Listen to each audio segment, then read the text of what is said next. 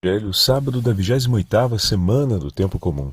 Hoje, memória de São Pedro de Alcântara, sacerdote, São João de Brébeuf e seus companheiros mártires, e de São Paulo da Cruz, sacerdote. O Senhor esteja convosco, Ele está no meio de nós. Proclamação do Evangelho de Jesus Cristo, segundo São Lucas. Glória a vós, Senhor.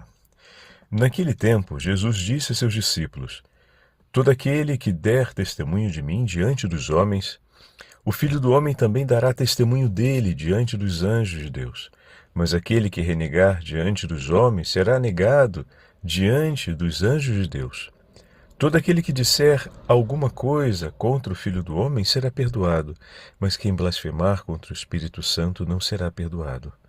Quando vos conduzirem diante das sinagogas, magistrados e autoridades, não fiqueis preocupados como ou com que vos defendereis, ou com que direis, pois nessa hora o Espírito Santo vos ensinará o que deveis dizer. Palavra da salvação. Glória a vós, Senhor. Sábado da 28ª semana do Tempo Comum. Hoje, memória de São Pedro de Alcântara, sacerdote, São Paulo da Cruz, sacerdote fundador, e também memória de São João Brébeuf e Isaac Joques e seus companheiros mártires. Ambos são sacerdotes. Em nome do Pai, do Filho e do Espírito Santo. Amém. Queridos irmãos e irmãs, a Santa Liturgia hoje nos leva para o 12º capítulo do Evangelho de São Lucas e nos dá a possibilidade de celebrarmos a memória facultativa de diversos santos da Santa Igreja. São Paulo da Cruz, fundador dos passionistas, um grande apaixonado pela paixão de Nosso Senhor, difundiu através da pregação e dos ensinos da missão popular a fé e a devoção a Jesus crucificado, a meditação da paixão do Senhor e ao total abandono a Cristo. A congregação dos passionistas cresceu significativamente durante o período do seu fundador e também nos tempos sucessivos, por conta do grande testemunho de São Paulo da Cruz e seus primeiros companheiros no amor a Jesus crucificado. Meus irmãos e minhas irmãs, como é revolucionário meditar a paixão de Nosso Senhor. Como é revolucionário ter a nossa vida modelada à luz do sacrifício redentor de Nosso Senhor Jesus Cristo. São muitos os santos que nos testemunham isso. A contemplação de Jesus crucificado, a meditação da paixão do Senhor, ela edifica na nossa alma uma compreensão diferente sobre o amor ao próximo, uma compreensão diferente no nosso modo de vida. Todos os grandes santos dedicaram horas e horas da sua existência amando a Jesus crucificado. E não foi diferente na vida dos nossos irmãos mártires jesuítas, que lançaram-se a atravessar o Atlântico no 1600 para evangelizar nas Américas. E depois de passarem duras tormentas no mar, olha que não foi fácil, hein? Atravessar o oceano naquelas caravelas, quando a gente vê uma caravela de perto no porto, nas reproduções que já tivemos em alguns cenários históricos no Brasil, em algumas épocas também, a gente se impressiona, porque é um barco de porte, né? Mas perto de uma nave, por exemplo, de cruzeiro, ou de um navio petroleiro, uma caravela não é uma grande coisa. É uma nave pequena, né? E frágil, porque muito exposta às exigências do mar, e eles atravessavam naqueles barcos oceanos de um lado para o outro. É incrível, porque alguém diz, nossa, deveriam ter muita coragem, mas não só coragem, vigor, convicção, porque não faziam isso para buscar uma incerteza, no sentido de, vamos ver se dá certo, né? eles iam para uma certeza, levar almas para o céu. Lançavam-se numa empresa, porque subir sobre aquela nave, nas mãos de um comandante e de uma equipe que poderia ter grande expertise e preparação, mas o oceano e as exigências do mundo poderiam simplesmente engolir e destruir qualquer preparação humana. Mas, confiando no Senhor, eles seguiam. Que grande fé, que grande confiança e certeza de que o Senhor iria guardá-los estava no coração desses homens, que não partiam sem antes terem meditado a palavra de Deus e muito a paixão de nosso Senhor. Uma das instruções de Santo Inácio é que nunca deixassem de levar consigo a cruz do Senhor e os santos evangelhos. Mas sabe como? Gravados no coração. Então todo jesuíta, antes de sair para a missão, tinha praticamente decorado as páginas do Evangelho de São Mateus. E ao mesmo tempo, levava consigo uma cruz que, mesmo que viesse perdida, era feita logo uma outra similar àquela primeira. De maneira que Jesus crucificado estivesse sempre junto com eles, por onde fossem. E, obviamente, no 1600, a grande, a vigorosa devoção à Virgem Santíssima os levava a ter consigo sempre o Santo Rosário, quase frequentemente feito com cordas em situações, ou então em metal, para que não se desgastasse com as exigências da missão, mas que pudesse durar. Bom, isso tudo para dizer como aqueles que partiam com um coração preparado, com um coração entregue ao Senhor. De fato, nós estamos vendo no testemunho de cada um desses homens o que hoje ouvimos no Evangelho. Aqueles que partiram para dar testemunho de Cristo, partiram com um coração cheio do Senhor. E, de fato, o Senhor deu testemunho deles, vindo em socorro, enfrentaram diversas situações. Por exemplo, São João e São Isaac, junto com seus companheiros mártires, foram martirizados e, sendo levados à execução e à morte, deram testemunho de Cristo e não voltaram atrás. Ah, queridos irmãos e irmãs, pensamos para que também nós tenhamos esse vigor no coração, para que também nós possamos estar de pé em nome do Senhor e, ainda que sejamos conduzidos a situações de maior penúria, permaneçamos firmes no Senhor.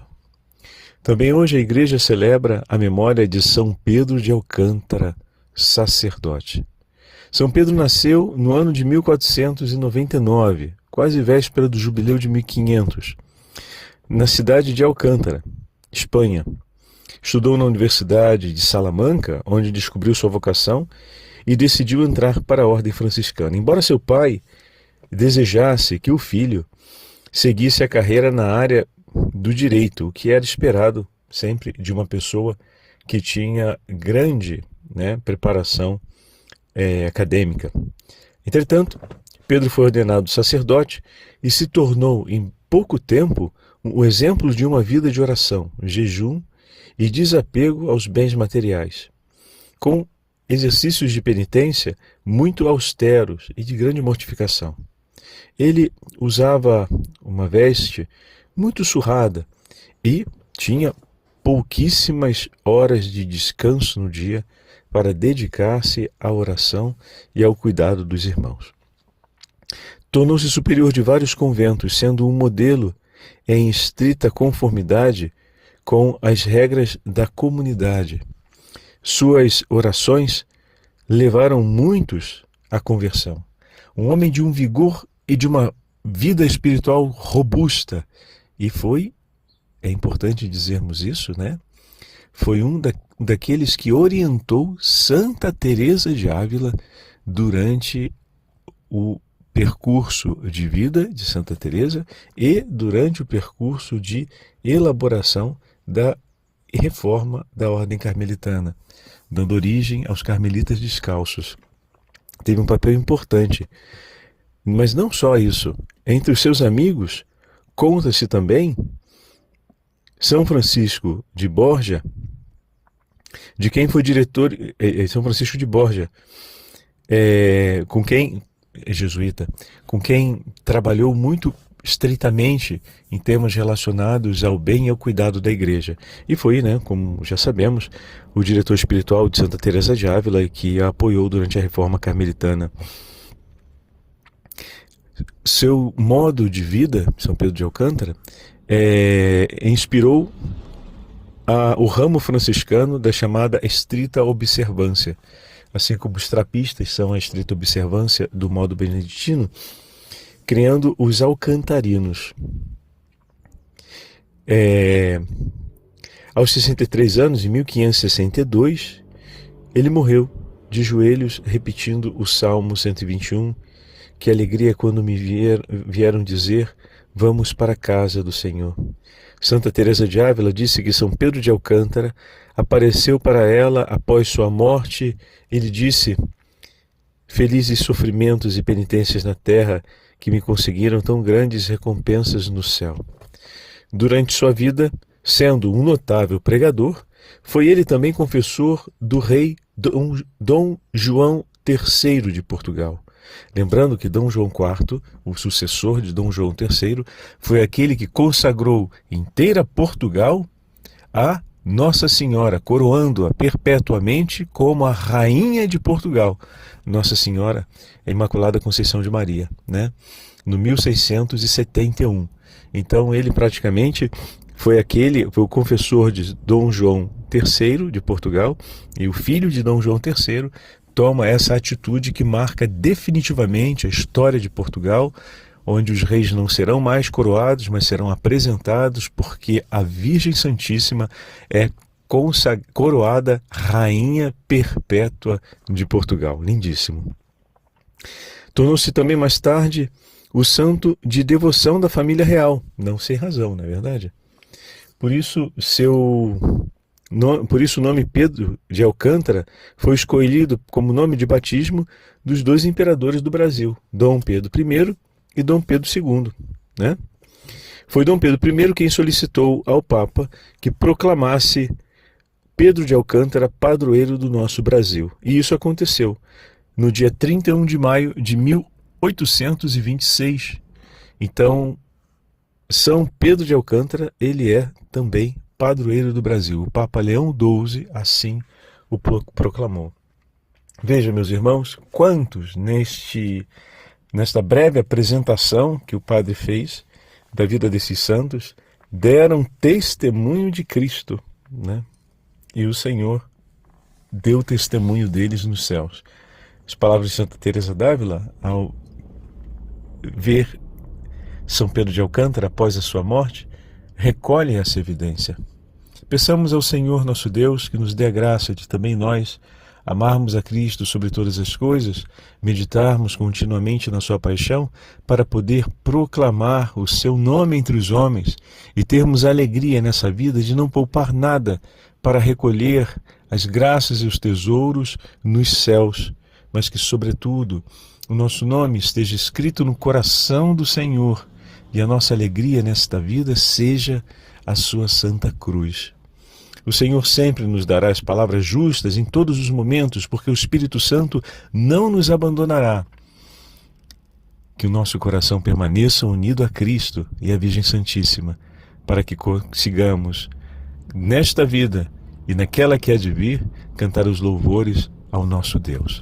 O Senhor esteja convosco, Ele está no meio de nós. Pela intercessão de São Pedro de Alcântara, de São João da Cruz e dos santos mártires Isaac, João e seus companheiros, abençoe-vos o Deus Todo-Poderoso, Pai, Filho e Espírito Santo. Amém.